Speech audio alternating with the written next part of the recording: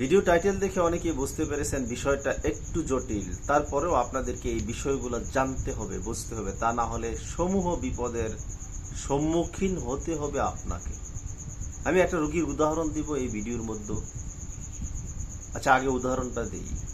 বয়স 42 বছর, নাম প্রকাশে অনিচ্ছুক, নাম আমার কাছে প্রকাশ করেছে, কিন্তু আমি আপনাদের সামনে নাম প্রকাশ করলাম না, রোগীর ঠিকানাও দিলাম না, কেননা ব্যক্তিত্বের ওপর প্রভাব পড়তে পারে। বেচারার বয়স 42, এখনো বিয়ে করতে পারে নাই। তার পিছনের ইতিহাস আপনারা শুনলে অবাক হয়ে যাবেন। সেই সাথে শুধু অবাক হলে হবে না, মূলত এই ভিডিওটা সতর্কতার জন্য, সচেতনতার জন্য আপনারা শুনতে পারেন।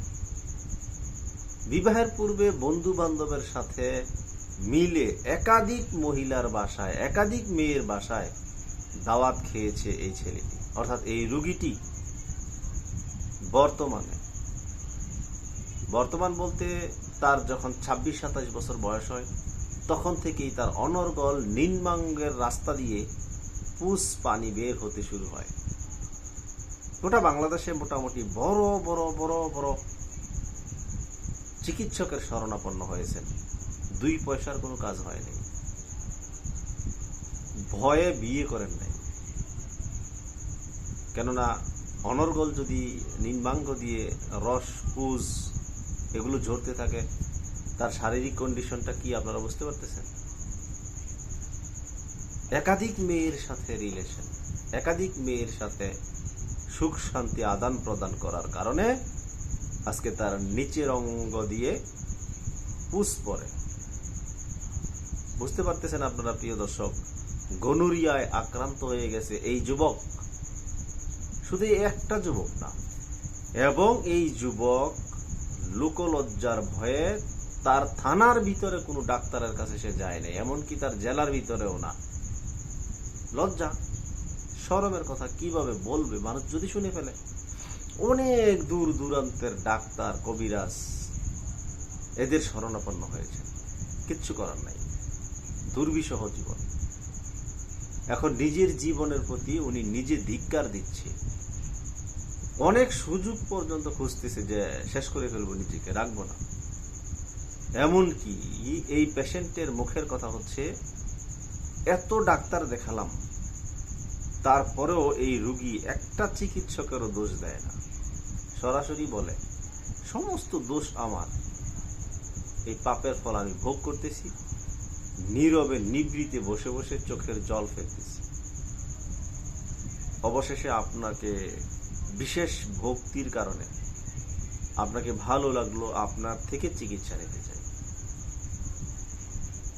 তবে চিকিৎসা যাই হোক, চিকিৎসার ব্যাপারে আমি এখানে বলবো না, আলহামদুলিল্লাহ।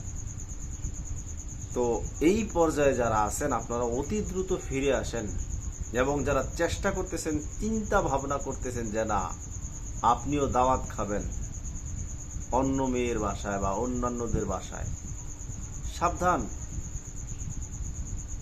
গণকক্কাস নামক জীবাণু দ্বারা আপনিও আক্রান্ত হতে পারেন,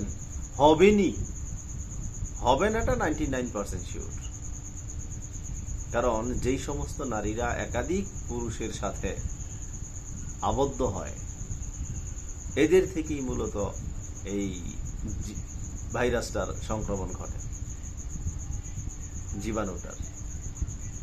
এতে আপনি খুব সহজে আক্রান্ত হয়ে যাবেন, খুবই সহজে। আর যেই সমস্ত পুরুষ মানুষগুলো বিভিন্ন প্রকার হোটেলে যান, ভুক্তভোগী এরকম রোগী আমি আরো দেখেছি। কি ভয়াবহ অবস্থা এদের! আপনি মনে করেন কি এই জীবনের কি মূল্য আছে এদের? এখন বিয়ে পর্যন্ত করতে পারে না। সো এই সমস্ত, এক তো হলো শরীয়তের দৃষ্টিতে আপনি কি ধরনের কাজ করতেছেন আপনি জানেন, দ্বিতীয়ত আপনার লাইফটাই শেষ। সুতরাং এই সমস্ত ঘৃণিত কাজ থেকে অবশ্যই আপনাকে ফিরে আসতে হবে অতি দ্রুত, রোগে আক্রান্ত হওয়ার পূর্বে। এমনকি আপনি ভবিষ্যতেও আক্রান্ত হতে পারেন। হয়তোবা এখন আপনি এই এটা সেটা করতেছেন বন্ধু বান্ধবের আড্ডায় অথবা বিভিন্ন হোটেলে গিয়ে নিজেকে কন্ট্রোল করতে না পারে, কিন্তু এখন আপনি সুস্থ আছেন, আপনার এখনই সরে আসা উচিত।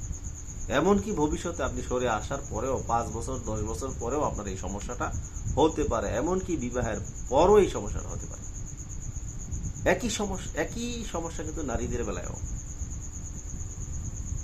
কথাগুলো বললাম আমার যে সমস্ত ভাইয়েরা এই সমস্ত কাজের সাথে জড়িত আছেন, আপনারা যেন অতি দ্রুত ফিরে আসেন, এবং যারা যাওয়ার চিন্তা ভাবনা করছেন তারা অতি দ্রুত ইস্তফা দেন, তওবা করেন। লাইফ শেষ হয়ে যাবে, বরবাদ হয়ে যাবে, কুল কিনারা পাবেন না জীবনের, মানে আপনি টালমাটাল হয়ে যাবেন। 24 ঘন্টা এক প্রকার অস্থিরতা আপনার ভিতরে চলে আসবে, মানসিকভাবে আপনি ভেঙে পড়বেন, কোনো কিছু ভালো লাগবে না, সময় সুযোগ বুঝে আত্মহত্যার পথও আপনি বেছে নিতে পারেন। এরকম একটা অবস্থা, মেন্টাল স্ট্রেস আপনার ভিতরে চলে আসবে। সো এটা সতর্ক বার্তা হিসেবে আপনাদেরকে দেয়া হলো।